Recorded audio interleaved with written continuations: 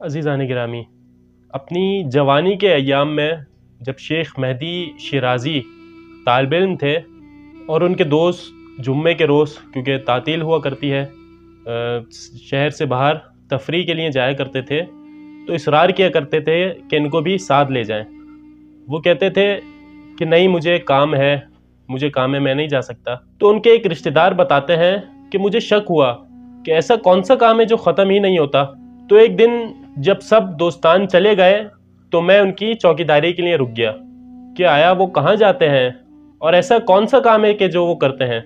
تو انہوں نے دیکھا کہ انہوں نے اپنا عبایا اٹھایا اور اپنے عمامے کے اوپر کر لیا تاکہ کوئی انہیں پہچان نہ سکے۔ نجف اور کربلا کے اکثر روحانی افراد جو ہوتے ہیں، جو اکثر علماء ہوتے ہیں، وہ اپنی ابا کو اس طرح سے عمامے کے اوپر رکھ لیتے ہیں تاکہ پہچان میں نہ آ سکیں۔ اور پھر میں نے دیکھا کہ وہ سڑک پر چلنے لگے اور ایک خاص کیفیت میں، ایک خاص حالت میں کچھ بولتے جاتے تھے۔ تو میرا شک مزید بڑھنے لگا، بس میں ان کے پیچھے پیچھے چلتا گیا حتیٰ کہ وہ ایک قبرستان پہنچ گئے۔ بیان فرماتے ہیں کہ میں نے دیکھا کہ وہ قبرستان میں جو کھودی ہوئی قبریں تھیں ان میں جا کر لیٹ گئے اور وہاں انہوں نے گریہ و زاری شروع کر دی اور خدا کو پکار کر زار و قطار رونے لگے اور کہتے جاتے تھے کہ اے میرے اللہ، مجھے واپس دنیا میں بھیج دے تاکہ جو نیکیاں میں نہیں کر سکا انہیں انجام دے دوں۔ اللہ اکبر۔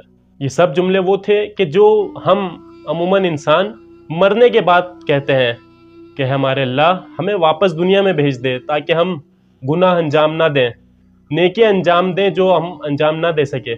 لیکن وہ بیان فرماتے ہیں کہ جناب مہدی جو ہے وہ یہ دہراتے رہتے ہیں کہ خدا مجھے واپس دنیا میں بھیج دے، اور پھر خاموش ہو جاتے ہیں اور پھر خود سے کلام کرتے ہوئے کہتے ہیں کہ خالق نے تمہیں واپس بھیج دیا ہے، بس اب اٹھو اور اپنا ادھورا کام مکمل کر لو۔ یعنی انہوں نے خود کو مردہ تصور کر کے خدا کے سامنے دوبارہ زندہ ہونے کی بھیک مانگی، اور پھر انہوں نے فرض کیا کہ خدا نے انہیں واپس دنیا میں بھیج دیا ہے تاکہ وہ نیکیاں بجلائیں۔